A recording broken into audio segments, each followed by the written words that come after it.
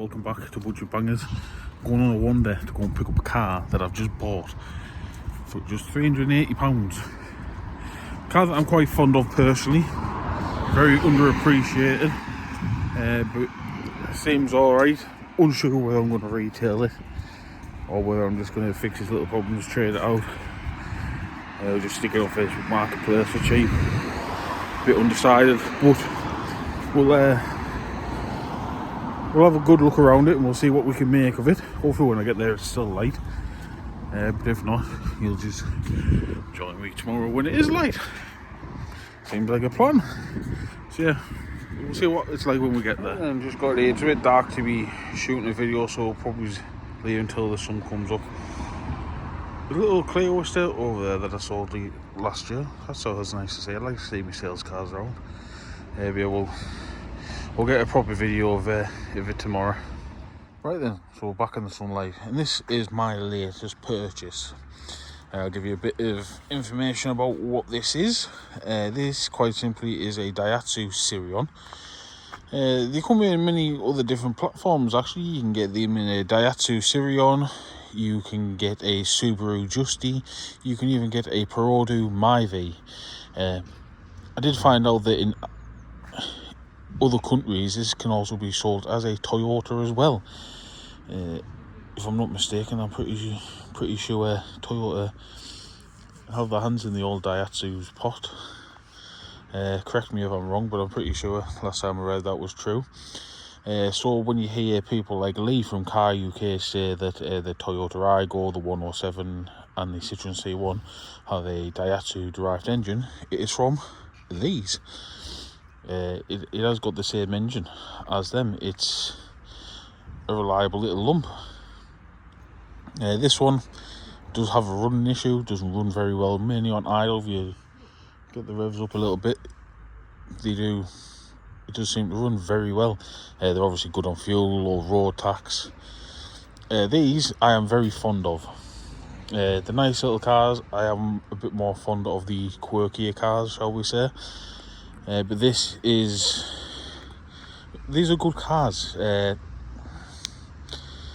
They are basically very similar to an Aygo. Obviously they don't share the same suspension, but they share the same engine and gearbox.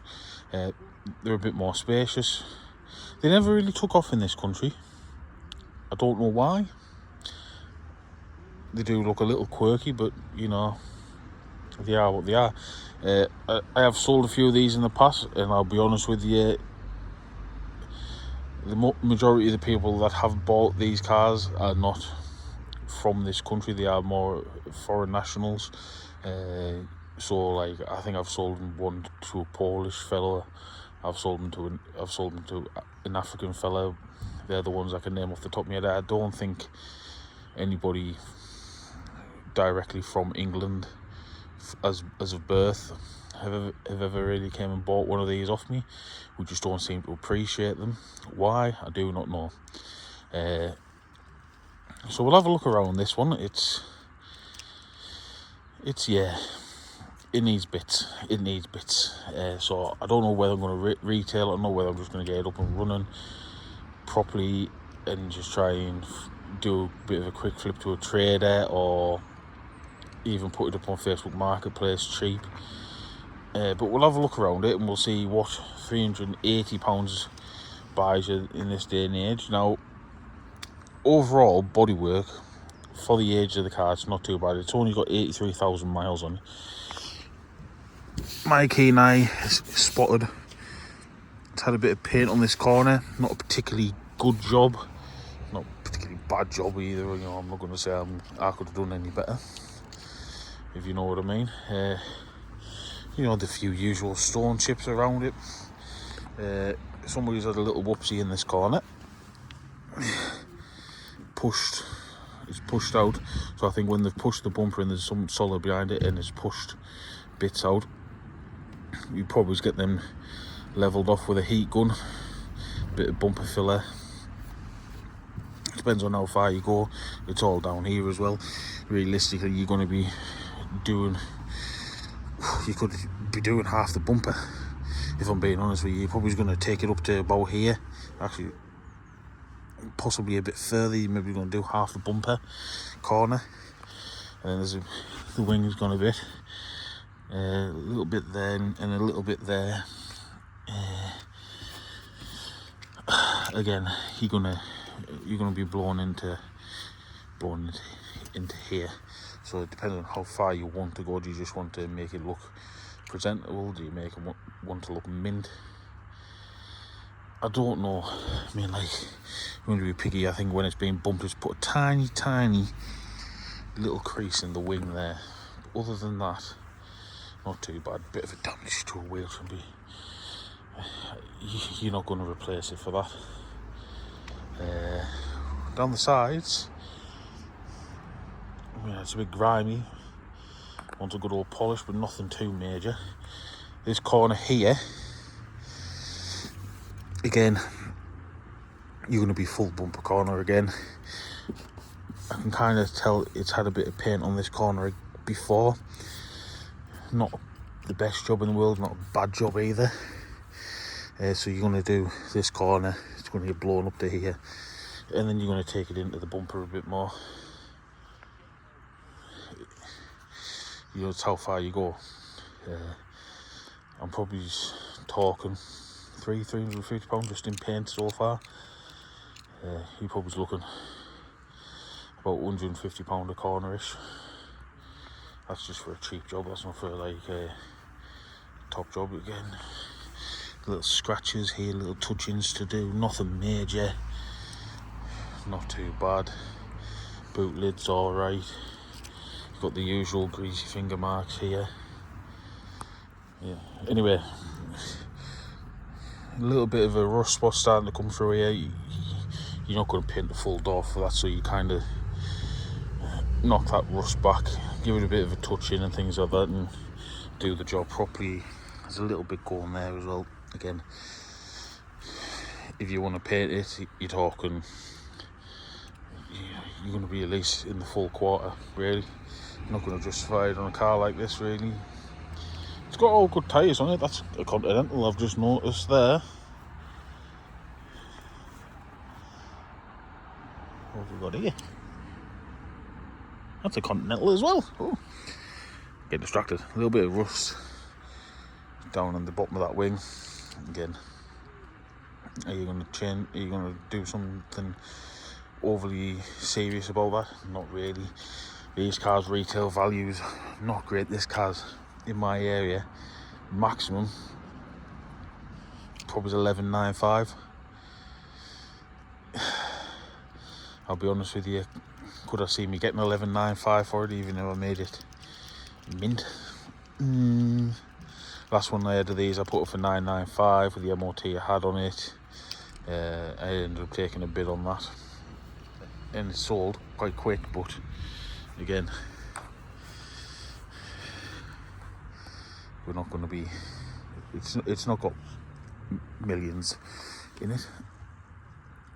That's a Continental all season as well. Go on, full house. Oh, that's a Bordeaux. We'll have a ditch finder. We'll have a little look around because it's a tidy old car, and we'll see what the crack is. Original mats, love to see. Rare things to find on one of these cars. Not a lot of them still have them. But overall, I mean, like, it's a touch grimy, but nothing too serious. They're very basic cars in here, but we do have all around electric windows. We have, you know, your usual wipers, things like that. Air conditioning, which I put money on not working. Down there's an auxiliary input. It does have electric mirrors as well. But I've had a few of these, and I'll be honest with you, I've never managed to find where the controls are for them. I've searched high and low, and I've never managed to find the controls for the electric mirrors. So if anybody knows, please do let me know, because yeah, can't find them. Searched all over. But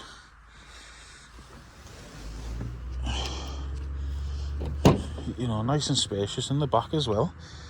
Got the wife and the bairn in here as well. Yeah, it is what it is. It's even got a remote central lock, and I do have the other key, but I just need to go and pick it up from the people I bought it from. Parcel shelf again, another rare thing in these. You know, try and buy one of them. What have we got under here? Yes, good old spare saver. Probably about the same size as the tyres that are on it, just about. Yeah, we'll have a little gander under the bonnet, because I know people like that. And I'll see if it'll start up and see what it's running like. There's the doodah, the Watsits. There we go.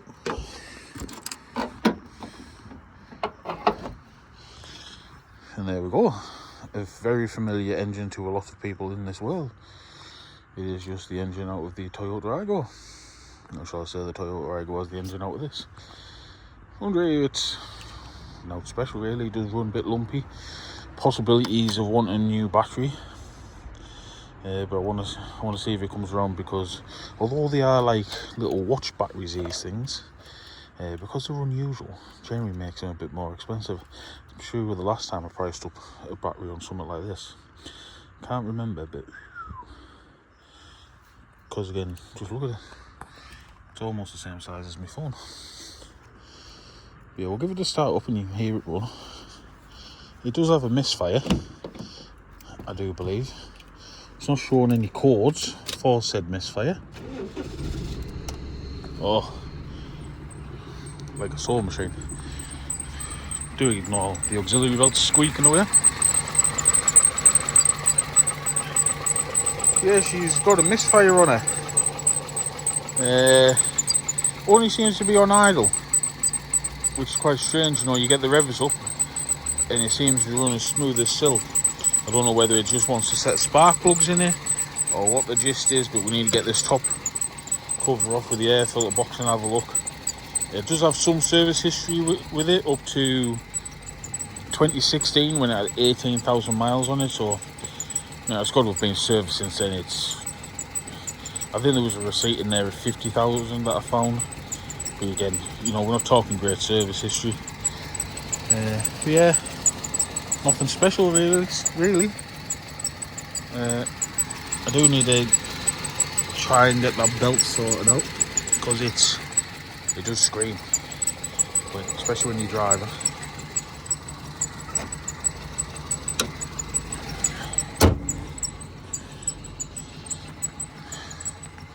Yeah, but what do you think I should do with this whole thing?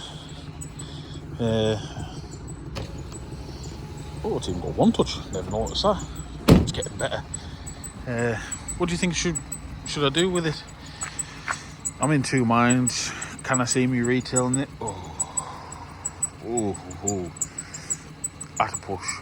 11.95. Will it stick around for a bit? Who knows? If I put it up cheap on Facebook, if I sort out the misfire, sort out the auxiliary belt, and then just put it up cheap on Facebook Marketplace, we're probably looking about £800.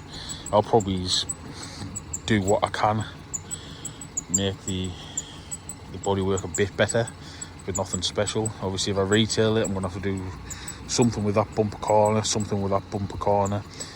Whether you paint them or not,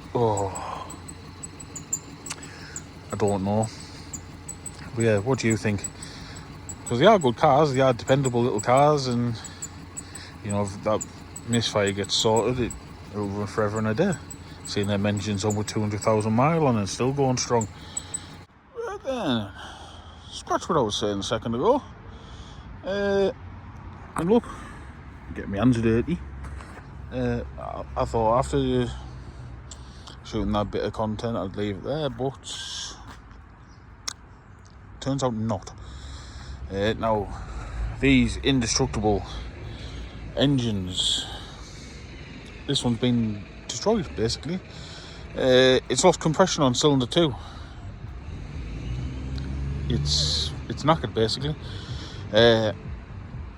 Now, is it the end of the world? No. what agitates me, or what has agitated me, shall I say, is somebody new, i.e. the person who sold me this car would have knew, because it had brand new spark plugs in it, and I mean like brand fire new as well. I mean, like, if I was to do that to a member of the public, there'd be Facebook posts, there'd be freaking solicitors getting in touch with me. I'd be the worst person in the world. But because it's a member of the general public who sold me, a trader, a car, I am at fault. Like, there's no comeback. It's, if it was the case of it had manky old spark plugs in it, never been touched for ages, they weren't even in tight, you know what I mean, so somebody's known about it. Had to have been. It's physically impossible for somebody not to know about it. So what's going to happen with this? It's knackered. £380 down the Swanee is probably worth, what, a few £100 in scrap, if that. Not ideal at all, and there just seems to be a running theme of messing traders about, which really just agitates me, because at the end of the day we're just here to make money. I had somebody ring me today wanting to view a car that I've got for sale. They never turned up. I rang them back just to make sure that they were still coming, because I didn't want to miss them, because I've been busy today. Then there was no answer, and then I got a phone call back from them, and I answered the phone, hello, Foster's Car Sales, and all I heard was, oh, and they put the phone down. So they were fully aware of what they were doing. Yeah, so it's just one of them cases, and I know people will probably be like, well, it's just the way things are, it shouldn't be though, should it? You know, at the end of the day, people are just trying to make a living. Why just purposely do things like that and like this, you know? If they were straight with me, I would have probably walked away, and it probably would end up going to the scrapyard. That's the way it is. They had the car for a while, and they've got the use out of it, whereas now I'm stuck with it. What am I going to do with it? I don't know. It owes me a bit too much just to weigh it in, if I'm being honest with you. And can I justify putting an engine in it? Definitely not. So I'm stuck, to put it quite simply. So yeah, it's just the way the cookie crumbles, unfortunately. But on the plus side, I have been selling cars. Got my Mondeo that's been here a very long time. That should be going out tomorrow. That's had a new clutch and flywheel and everything in it. I've got my C-Max out, took a deposit on. I'm just waiting for a couple of little bits just so we can get that over the line and get that picked up. And then I've had interest in other cars as well, so things are picking up. Good, because, you know, I wasn't planning on making a massive living out of this. I was just planning on making myself a couple £100 just to keep the lights on, you know what I mean? But yeah, it's just how it goes sometimes, isn't it? Can't win them all, but we keep moving on to the next one. Now, if you do like these sorts of videos, please do like and subscribe, and drop yourselves in the comments and we'll have a chat. If you are looking for a car, please feel free to follow my page. It's Foster's Car Sales on Facebook. And thank you for watching, and I'll see you on the next one.